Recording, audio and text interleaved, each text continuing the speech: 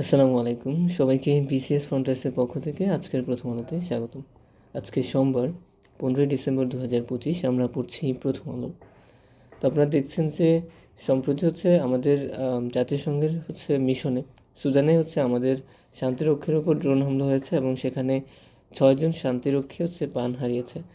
তো সেই নিউজটি এখানে এসেছে। তো এই ছিল প্রথম পাতার খবর। আপনাদেরকে কিছু তথ্য দিতে চাই। আপনারা হয়তো জানেন যে স্ক্যান্ডিনেভিয়ান অঞ্চলের রাষ্ট্রগুলো নিয়ে প্রশ্ন এসে থাকে। তো ইউরোপের উত্তরে অবস্থিত একটি ভৌগোলিক অঞ্চল স্ক্যান্ডিনেভিয়া, এবং স্ক্যান্ডিনেভিয়ান রাষ্ট্র মূলত তিনটি। প্রথমটি নরওয়ে, তারপর সুইডেন এবং ডেনমার্ক। এই তিনটি রাষ্ট্র স্ক্যান্ডিনেভিয়ান রাষ্ট্র। আর একটা বিষয় নর্ডিক রাষ্ট্র কোনগুলো। নর্ডিক বলতে স্ক্যান্ডিনেভিয়ান এই অঞ্চল এবং আইসল্যান্ড, আর একটা আপনার ফিনল্যান্ড। এই চারটা শহর মিলে আপনার নর্ডিক অঞ্চল বোঝায় আর কি। তো এই তথ্যটা আপনারা মনে রাখতে পারেন, বিভিন্ন সময় পরীক্ষায় এসে থাকে। তো আমরা আমাদের আজকের অভিমত বিশ্লেষণ কলামে চলে এসেছি। আপনারা দেখছেন যে বুদ্ধিজীবীদের কেন ভয় পায় গণহত্যাকারীরা। তো গতকালকের আলোচনায় বুদ্ধিজীবীদের যে রোল সমাজে, সেটা নিয়ে আমরা কথা বলেছি। তো তারা মূলত সমাজের মস্তিষ্ক হিসেবে কাজ করে। এই জন্য দেখা যায় বারবার ইতিহাসে দখলদার শক্তি প্রথমেই আঘাত করে সমাজের নেতৃত্বের উপর, বিশেষ করে শিক্ষিত প্রভাবশালী জ্ঞান উৎপাদনকারী অংশের উপর, আর যারা সমাজকে ধরে রাখে। তো 1971 সালে 14ই ডিসেম্বর পাকিস্তান সেই চক্রান্ত করেছিল। তারা আমাদের বুদ্ধিভিত্তিক ক্ষমতা ধ্বংস করার জন্য একটা চেষ্টা করেছিল এবং আমাদের অনেক বুদ্ধিজীবীদেরকে তারা হত্যা করেছিল। তো যে ক্ষমতায় থাকুক না কেন, যে দলেই থাকুক না কেন, যে গোষ্ঠী থাকুক না কেন, সত্যকে দলীয় করে ফেললে সমাজ অন্ধ হয়ে যায়। বুদ্ধিজীবীদের প্রথম দায়িত্ব হলো সমাজকে অন্ধ হতে না দেওয়া। যদি কোথাও ভুল থাকে, সে ভুলটা ধরিয়ে দিতে হবে, এবং সেটা সমালোচনা যদি সমাজে থাকে, তবেই সমাজ কী করতে পারবে, একটা ন্যায় বিচার প্রতিষ্ঠার মধ্যে দিয়ে একটি গুরুত্বপূর্ণ অবকাঠামো নিয়ে দাঁড়াতে পারবে। তারপর দেখেন, জ্যোতি বিরাম চিহ্ন নিয়ে কিন্তু প্রশ্ন এসে থাকে। দেখেন, কমা চিহ্ন এক বলতে যে সময় লাগে ততক্ষণ বিরতির প্রয়োজন হয়। সেমিকোলন এক বলার দ্বিগুণ সময়। দাড়ি বা পূর্ণচ্ছেদের ক্ষেত্রে 1 সেকেন্ড। ঠিক আছে। তো এই তথ্যগুলো আপনাকে মনে রাখতে হবে, এবং কিছু কিছু চিহ্নের ক্ষেত্রে আপনার থামার প্রয়োজন নেই, যেমন লোভ চিহ্ন এবং আপনার হাইফেন। তবে উদ্ধৃতি চিহ্নের ক্ষেত্রে আপনাকে 1 সেকেন্ড বিরতি দিতে হবে। তো এই তথ্যগুলো মনে রাখতে পারেন। তো আমরা আমাদের আজকের মতামত কলামে চলে এসেছি।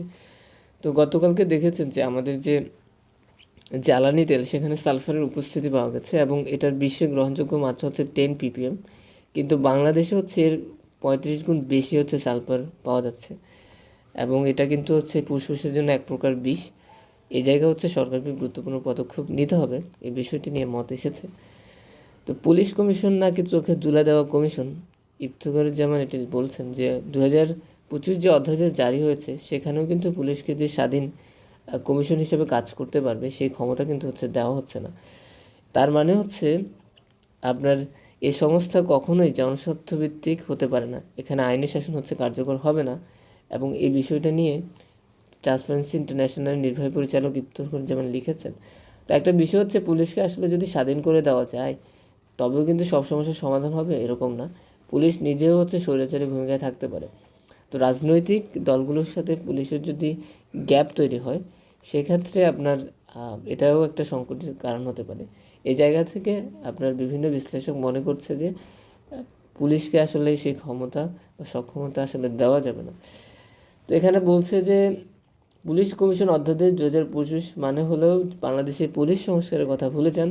এটিকে বড়জন লোক দেখানো কমিশন বলা যেতে পারে। তো একটু পড়াশোনা নিয়ে কথা বলি। সামনে অনেকের পরীক্ষা। দেখেন, জি অঞ্চলে জি এর যে ভ্যালু, এটা মেরু অঞ্চলে সবচেয়ে বেশি। এর পিছনে গুরুত্বপূর্ণ কারণ এই যে আমাদের কেন্দ্র থেকে মেরু অঞ্চলের যে দূরত্ব, সেটা সবচেয়ে কম।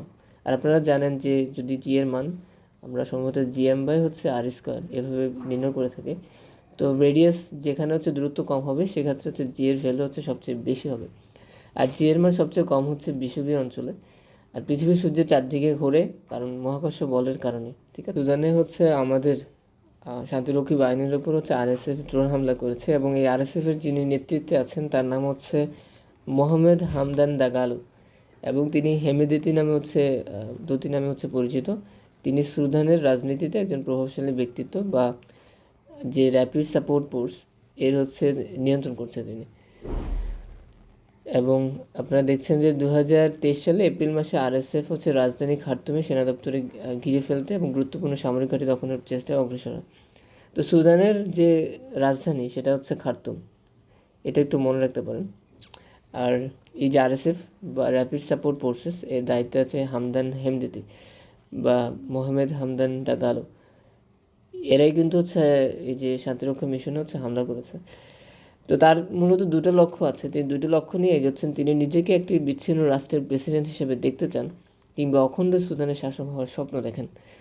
আরেকটি সম্ভাবনা হলো হেমদাতি নিজেকে এমন শক্তিশালী ক্ষমতার কেন্দ্রে দেখতে চান যেখানে ব্যবসায়িক সাম্রাজ্য, ভাড়াটে বাহিনীর রাজনীতি দল নিয়ন্ত্রণ করবেন তিনি, আর প্রকাশনা হলে আড়াল থেকে সুদানের রাজনীতি তিনি নিয়ন্ত্রণ করতে চান। তো আমরা আমাদের আজকের আলোচনা এখানেই শেষ করব। খুব সংক্ষিপ্ত ছিল আজকের পত্রিকা পর্যালোচনা। আপনারা দেখছেন যে শিল্প মন্ত্রণালয় গুরুত্বপূর্ণ একটি মন্ত্রণালয়। এখানে 4টি সংস্থা আছে, বা এই 4টি সংস্থা হচ্ছে আমাদের শিল্প মন্ত্রণালয়ের অধীনস্থ। একটি হচ্ছে আপনার বাংলাদেশ কেমিক্যাল ইন্ডাস্ট্রি কর্পোরেশন, চিনি ও খাদ্য শিল্প কর্পোরেশন, তারপর ইস্পাত ও প্রকৌশল কর্পোরেশন, বাংলাদেশ ক্ষুদ্র কুটির শিল্প কর্পোরেশন। তো এই যেগুলা, এই 4টাই হচ্ছে আপনার শিল্প মন্ত্রণালয়ের অধীনস্থ, এবং এখানে 6টি দপ্তর, একটি বোর্ড এবং 2টি ফাউন্ডেশন হচ্ছে এই শিল্প মন্ত্রণালয়ের অধীনে কাজ করে।